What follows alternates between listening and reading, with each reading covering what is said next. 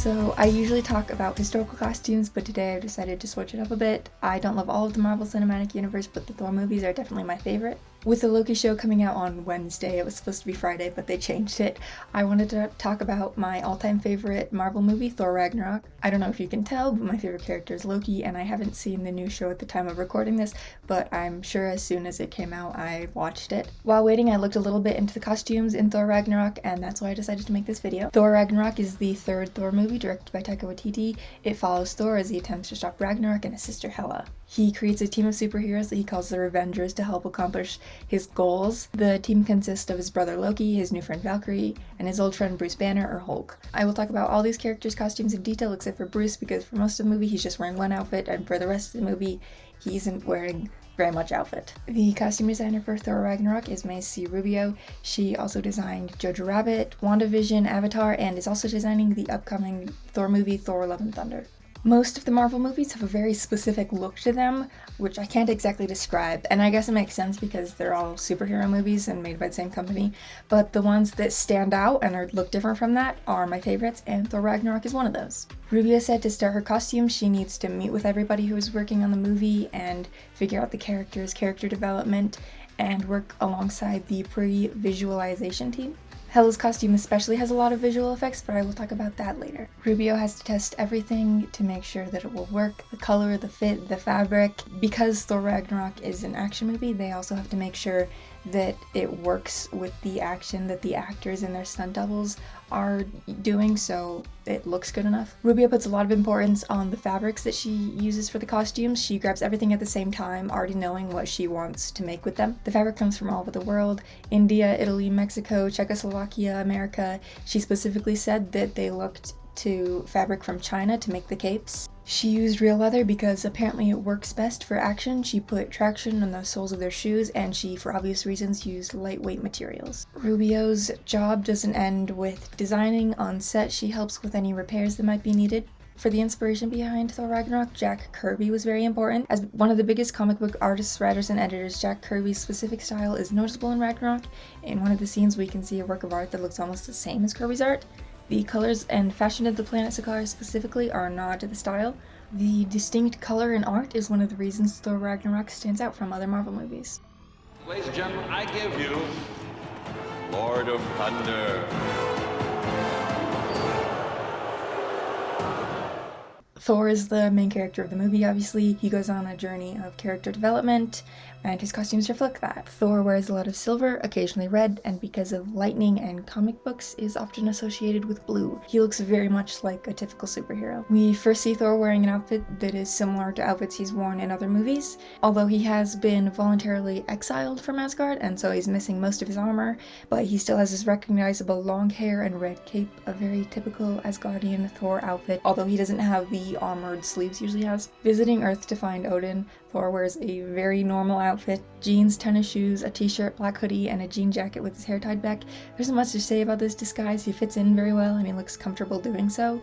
He's even changed his hammer into an umbrella. I think it's a nice point to make that he blends in and looks like any other person on the street. He likes to visit Earth and understands the people. When he faces Hela, Thor changes into an outfit similar to his original Asgardian outfit, with just a few details that make it look almost more like his comic book counterpart. Then his hammer gets destroyed, he's captured, his cape is ripped, and his hair is cut short, destroying almost everything that makes Thor Thor.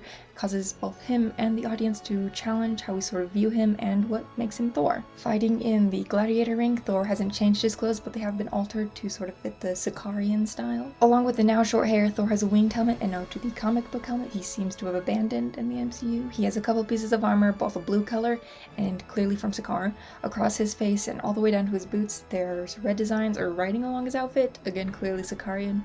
It's almost like Thor is in the midst of an identity crisis, and we can see that through his outfits.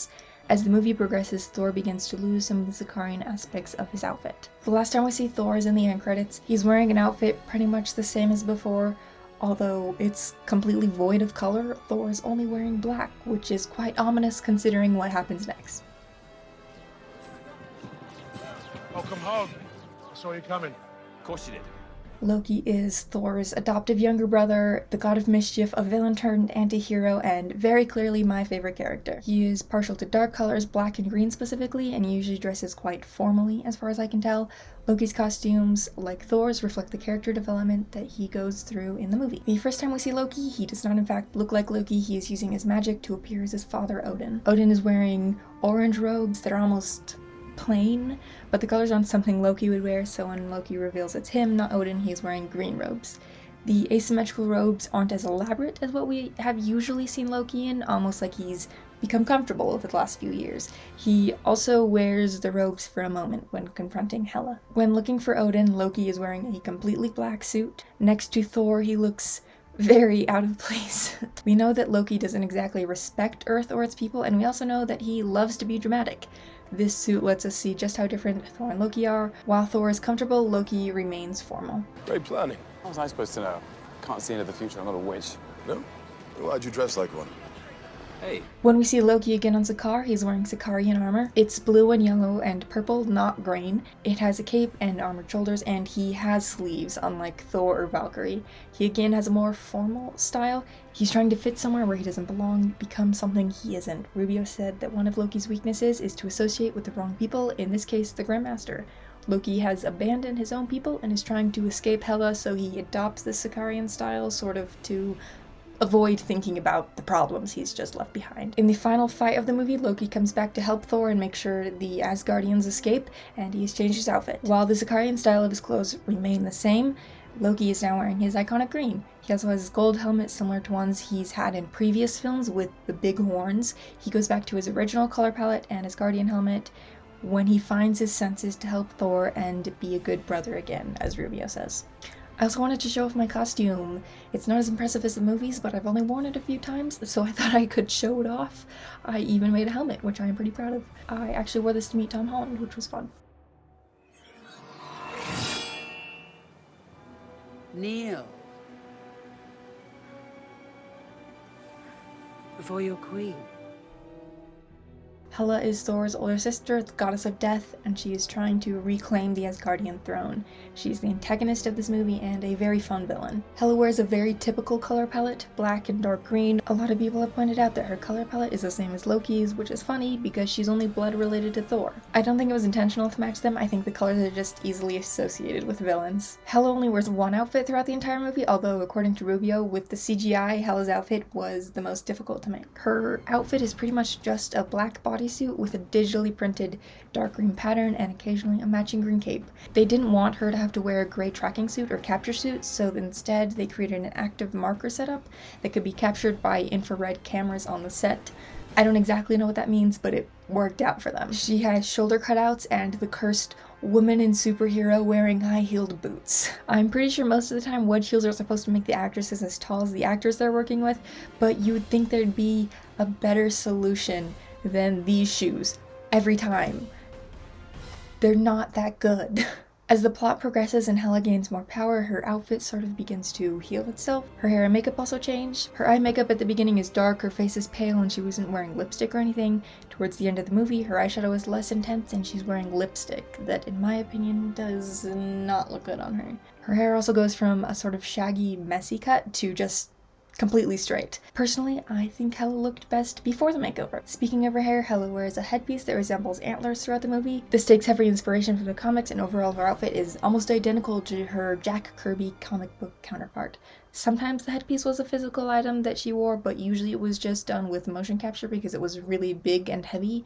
To have the CGI work well enough, she would use her hands to grow the antlers, and the shot would be framed so the antlers wouldn't be the focus. Hela's antlers change from scene to scene. Sometimes the headpiece goes all the way under her eyes, and sometimes it doesn't. The number of antlers also changes. Hela's one of my favorite villains, and I think her costume is, for the most part, really cool. I thought you were a Valkyrie. Valkyrie is introduced in this movie as a bounty hunter on Sakaar.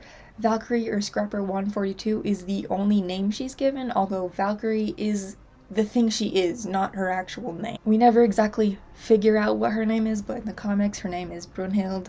I'll just refer to her as Valkyrie though. We first see Valkyrie when she captures Thor. She has sleeveless dark armor with shapes reminiscent of the Sicarian style, with gloves that match and a blue cape. Her hair is half up, half down, and she has white markings on her face that change from scene to scene. She's wearing both Asgardian and Sicarian influences, showing us she hasn't let go of her past but has managed to blend in well. Unfortunately, she too is wearing wedge heels. The only other outfit that Valkyrie wears is her Valkyrie outfit. Compared to her other outfit, it's a much lighter color, full coverage armor. The gray and gold outfit is Asgardian instead of Sicarian, and she is no longer wearing the Sicarian face makeup. We can see that the blue cape she has been wearing was originally from her Asgardian Valkyrie ensemble. Her hair is completely down, and honestly, she just looks happier. Loyal Sicarians, Lord of Thunder has stolen my ship and my favorite champion. Sicarians, take to the skies. Bring him down. Do not let him leave this planet. Technically, Bruce only wears one outfit. The Hulk wears a few things, but they're mostly Sicarian armor. Bruce's outfit isn't even his, it's Tony Stark's that he just left on the Quinjet. He has one of Tony's graphic t-shirts with tight pants and a suit jacket. It seems like the costume was mostly created for a joke. It's not incredibly important to the plot or anything. The Grandmaster is a surprisingly powerful character that uses his abilities to make people gladiator fight in an arena. Rubeo took elements of his costume from the comics, but not the entire design. In the comics, the Grandmaster is completely blue, although in Ragnarok they decided to change the blue skin to blue makeup. Instead of having his yellow symmetrical robes from the comics, the Grandmaster has golden asymmetrical robes with red and blue details. He either looks like he's about to party or just lounge around. The Asgardians and the Sicarians are the true groups of people that we see on screen, and the differences in their costumes are very interesting. While the Asgardians have an almost elegant look to them with their shimmery muted robes with gold details and stunning hairstyles, the Sicarians are almost chaotic. They have bright colors and crazy geometrical shapes. Through the costumes, the audience knows how the two planets are ruled and how the people act. The contrast between them is very cool and one of my favorite things about the costumes. I wouldn't worry, brother. I feel like everything's gonna work out fine. That's all. Thank you for watching. I'll probably never talk about superhero costumes again unless the Loki show has something that I just need to talk about. So if you don't like superheroes, I don't know why you watched this video. I love this film, and the costumes are some of the best in the franchise, in my opinion. Black Panther also has amazing costumes. They won an Oscar. I think WandaVision, which is also designed by Rubeo, is amazing. And there are a couple that stand out, but Thor Ragnarok is still my favorite. Give me any suggestions you'd like to see, subscribe or like if you want to. I will hopefully be back soon with another video. Thank you for watching. Bye!